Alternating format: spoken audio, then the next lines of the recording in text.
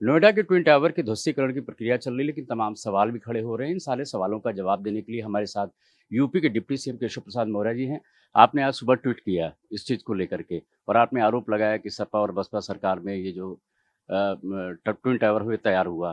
क्या कहेंगे आप? देखिए, ये दुर्भाग्यपूर्ण है कि इस देश की राजनीति और इस प्रदेश की राजनीति में कांग्रेस रूपी राष्ट्रव्यापी भ्रष्टाचार और सपा बसपा रूपी प्रदेश व्यापी भ्रष्टाचार यह किसी से छिपा नहीं है।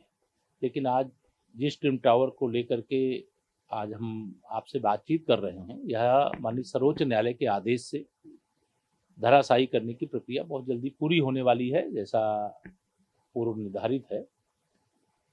लेकिन यह भ्रष्टाचार रूपी इमारत बनी क्यों? उसमें सरकार किसकी थी?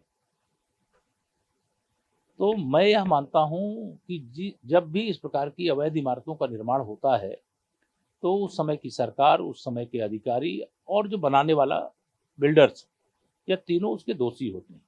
माननीय सर्वोच्च न्यायालय के आदेश से सपा की सरकार के समय भ्रष्टाचार की इमारत बनी और भाजपा की सरकार के समय ये भ्रष्टाचार की इमारत गिरने जा रही है। और इस इमारत के गिरने के बाद यह देश भर में संदेश जा रहा है कि इस प्रकार से मिलीभगत करके भी कुछ अगर अवैध रूप से कार्य किया जाएगा तो उसका भी अंत हो सकता है। लेकिन सर, एक सवाल ये भी उठ रहा है, आप कह रहे हैं ध्वस्तीकरण की प्रक्रिया चल रही है, उसको ध्वस्त किया जा रहा है। लेकिन सवाल ये खड़ा हो रहा है कि ये बिल्डिंग इमारत बन कैसे गई? जो भ्रष्टाचारी थे, जिनके ऊपर आरोप है, उनके खिलाफ अभी तक कोई कार्रवाई क्यों नहीं हुई? नहीं, कार्रवाई काफ़ी लोगों के खिलाफ हुई है, क्योंकि यह मामला सर्वोच्च न्यायालय की देखरेख में चल रहा है।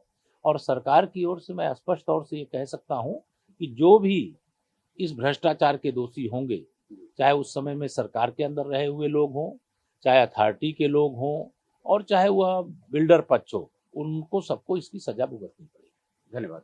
तो यह है यूपी के डिप्टी सीएम केशव प्रसाद मौर्य, जिनका कहना है कि जो भी भ्रष्टाचार था पिछली सरकारों में हुआ था, उसका ध्वस्तीकरण किया जा रहा है। साथ ही इनका कहना है कि जो सर्वोच्च न्यायालय है, उसमें इस मामले की जांच चल रही है। जो भी दोषी होंगे, उनके खिलाफ कड़ी कार्रवाई की जाएगी।